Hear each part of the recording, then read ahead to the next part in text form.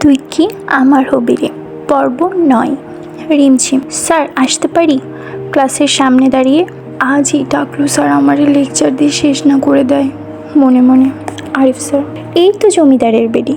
কয়টা বাজে? হ্যাঁ, এখন তুমি কি এখানে পড়তে আসছো নাকি ঘুরতে আসছো? ধমক দিয়ে। রিমঝিম কাঁদো কাঁদো চোখ করে। স্যার, এবারের মতো কি মাফ করা যায় না? আসলে আমি। আরিফ স্যার। চুপ, একদম চুপ। যাও, ক্লাসের বাইরে দাঁড়িয়ে থাকো। রিমঝিম। কিন্তু স্যার। স্যার, কোনো কথা না, যা বলেছি তাই করো।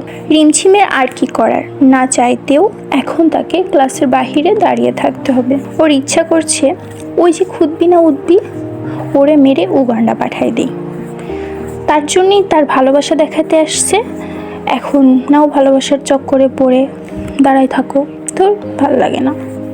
মনে মনে। 1 ঘন্টা হতে যাচ্ছে, এখনও ওই টাকটুবেটা লেকচার দিয়েই যাচ্ছে। রিমঝিম। আরে ভাই, আর কত লেকচার দিবি? এত ভাষণ তো বঙ্গবন্ধুও দেয়নি। তাও তো দেশ স্বাধীন হয়েছে নাকি? তোর লেকচারের জন্য এখন আমার পা অকেজো না হয়ে যায়। এবার তো যা, আর কতক্ষণ দাঁড়িয়ে থাকবো? ক্লাসের দিকে দৃষ্টি রেখে। আরও 10 মিনিট পর আরিফ স্যার চলে গেল। স্যার চলে যেতে রিমঝিম ক্লাসে ঢুকে পড়ে। দেখে ফাহিমা এক কোণে বসে নোট করছে। রিমঝিম। কত বড় খারুস বেটা, এতক্ষণ কেউ কাউকে দাঁড় করিয়ে রাখে। বিয়াদব লোক, জীবনেও বিয়ে হবে না। ও থুক্কু, ওনার তো বিয়ে হয়ে গেছে। যাই হোক, রিমঝিমের কোনো কথাই ফাহিমা শুনছে না। দেখে রিমঝিম এবার ফাহিমাকে একটা ধাক্কা দিল। কিরে, কখন থেকে আমি একা একাই বকবক করে যাচ্ছি? কি সব নোট করছিস বলতো? এত পড়ে কি বিদ্যাসাগর হয়ে যাবি? ফাহিমা। আপনি কে? হ্যাঁ, আপনারে আমি চিনি না, যান এখান থেকে। রিমঝিম। আরে আমার মা, প্লিজ রাগ করিস না, মামুনি না খেয়ে ছাড়ছিলই না। আর ওই যে সাদা বিড়ালটা। ফাহিমা। সাদা বিড়াল? সেটা আবার কি? ভুরু কুচকে। রিমঝিম। সে অনেক কাহিনী, নিচে চল বলছি। ফাহিমা। কে আমি আপনার? হ্যাঁ, কেউ যে কাউকে 100 বার কল দিয়েছে সে খেয়াল কি তার আছে? যাব না আমি, রাগ করে। রিমঝিম। আরে আমার মা, প্লিজ রাগ করিস না, এবারের মতো চল, হাত ধরে। ফাহিমা এখনও বসে আছে, যেন মনে হচ্ছে রিমঝিমের কোনো কথাই সে শুনছে না। রিমঝিম। এত রেগে থাকলে তোর মুখে পিম্পল বের হবে, তখন দেখতে কিন্তু তোকে পেতনি লাগবে, কেউ তোকে বিয়ে করবে না। ফাহিমা। তবে রে, দাঁড়া বলেই রিমঝিমের পিছনে দৌড় দেয়। রিমঝিম।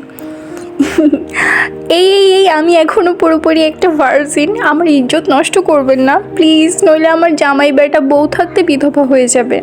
এমনটা করবেন না প্লিজ। নাটকীয় কান্না করতে করতে ফাহিমা দৌড় দেওয়া বন্ধ করে। এই মেয়েটা আসলেই বড় হলো না, অথচ ইন্টার ফার্স্ট ইয়ারে পড়ে, কিন্তু আচরণ একদম 10 বছরের বাচ্চার মতো। রিমঝিম। হয়েছে হয়েছে, অনেক হয়েছে, এখন চল বলে ফাহিমার হাত ধরে নিচে চলে যায়। এদিকে আয়দান বসে ল্যাপটপে বাংলা শিখছে। আর হঠাৎই আয়দানের গাড়ির কথা মনে পড়ে। যখন রিমঝিম কথা বলছিল তখনও কিছুই বুঝতে পারছিল না, তাই সে ফোনের রেকর্ডিং চালু করে রেখেছিল যাতে করে সেটা পরে সে শুনতে পারে। পরে যখন সে শোনে, বাংলা ট্রান্সলেট করে সে জানতে পারে তার লিটল গার্ল তাকে ভালোবাসার কথা বলেছে। তখন থেকেই সে বাংলা শিখতে বসে গেছে, যে তার লিটল গার্লের জন্য হলেও তাকে বাংলা শিখতে হবে, জানতে হবে। হঠাৎই আয়দানের ফোনে কল আসে। আয়দান এইসবই ভাবছিল, হঠাৎ কলের শব্দে বিরক্ত হয়ে কলটা তোলে। কলের ওই পাশে। স্যার, আপনার কাজ হয়ে গেছে, একদম মেরে হসপিটালে পাঠিয়ে দিয়েছি, মনে হয় না আর উঠে দাঁড়াতে পারবে। Aydan. Okay, good job. Adib. Mister Ariful Islam, আপনি আজকে রিমঝিমকে না, আমার কলিজারে বাহিরে দাঁড় করিয়ে কষ্ট দিয়েছেন। এখন আমার কলিজায় হাত দেওয়ার জন্য এই অপরাধে আপনার কলিজাটা বের করে নিই, কি বলেন? 1 ঘন্টা আগের কাহিনী। কলেজ ছুটি হওয়ার পর সবাই চলে যাচ্ছিল। আরিফুল স্যার বের হতে নিলেই নাদিম পেছন থেকে স্যারের মুখে রুমাল চেপে ধরে, এতে করে স্যার অজ্ঞান হয়ে যায়।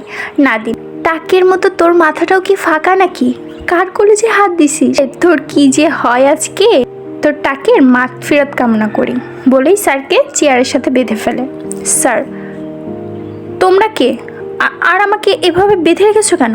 কি করেছি আমি? আদিব। কি করেছেন? এই যে এইখানে হাত দিয়েছেন, নিজের বুকে দিকে ইশারা করে। স্যার, কিন্তু আমি তো। আদিব। চুপ, একদম চুপ। এখন আমিও আপনার কলিজাটা বের করে নিব, হাতে চাকু ঘোরাতে ঘোরাতে। স্যার, বাবা শোনো, আমি কী করেছি তোমার বলো, আমাকে ছেড়ে দাও প্লিজ। আদিব, ওহ ফানি, ছেড়ে দেব? আদিবের ডিকশনারিতে ছেড়ে দেওয়া শব্দটা নেই। নাদিম, ওরে উল্টা করে 2 ঘন্টা ঝুলিয়ে রাখবি। আর তুই শোন, এটা তো শুধু সিম্পল, পিকচার আবি বাকি হ্যাঁ, নেক্সট টাইম সোজা উপরে পাঠিয়ে দিব, বুঝলি? বলেই আদিব চলে যায়। নাদিম, ওরে মনু নেও ঠেলা, এখন দেখো কেমন লাগে, এ কোনো সাধারণ ছেলে নয়লা, এ হলো আগুন, বুঝলা? বলেই নাদিম হেসে দেয়। কেমন লেগেছে গল্পটা অবশ্যই জানাবেন, আশা করি ভালো লেগেছে। ভালো লাগলে অবশ্যই একটি সুন্দর কমেন্ট করবেন। তেমন গুছিয়ে লিখতে পারিনি, হয়তো কিছু ভুল হয়েছে, আমার ভুলগুলোকে ক্ষমাপূর্ণ দৃষ্টিতে দেখবেন। আসসালামু আলাইকুম, সবাই ভালো থাকবেন, ধন্যবাদ।